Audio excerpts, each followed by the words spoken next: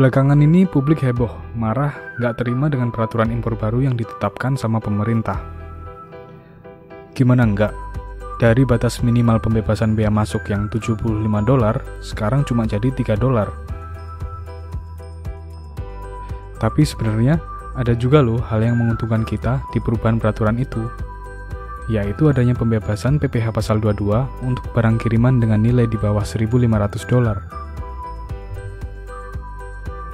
Nah, biar kita paham apa sih maksud dari peraturan ini sebenarnya, ayo kita bahas lebih detail.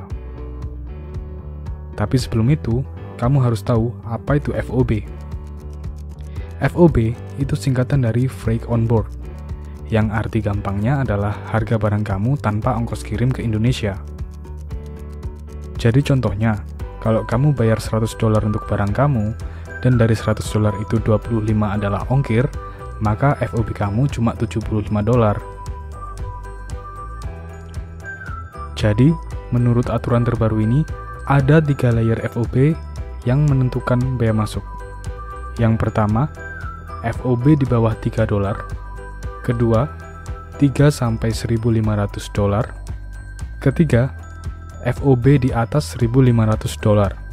Untuk barang dengan FOB di bawah $3, bea masuk PPh pasal 22-nya bebas, cuma PPN masih kena 10%. Antara 3 sampai dengan 1.500, bea masuknya flat, 7,5%, PPN 10%, PPh pasal 22-nya bebas. Dan untuk barang dengan FOB lebih dari $1.500, bakal dikenain tarif impor umum yang akan kita bahas nanti. Ini penting teman-teman.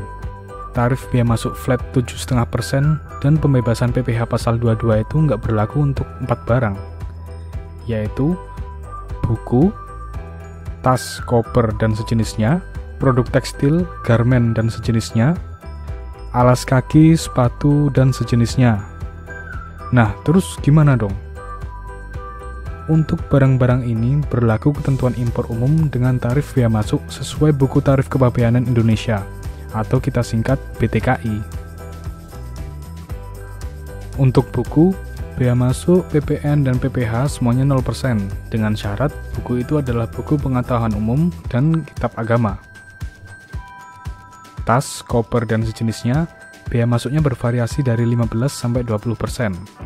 Sepatu dan sejenisnya, mulai dari 25-30%.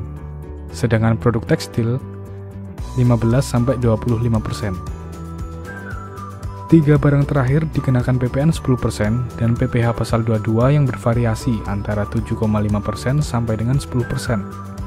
Dan kalau kamu nggak punya NPWP, PPh pasal 22-nya bisa kena 2 kali. Semoga dengan video ini bisa memberikan pencerahan buat teman-teman yang ingin melakukan impor. Nah, kira-kira untuk video selanjutnya kita mau bahas apa lagi ya? Silahkan tinggalkan komen di bawah, nanti kita bahas topik lain yang menarik buat kalian. Jangan lupa like dan subscribe. Makasih.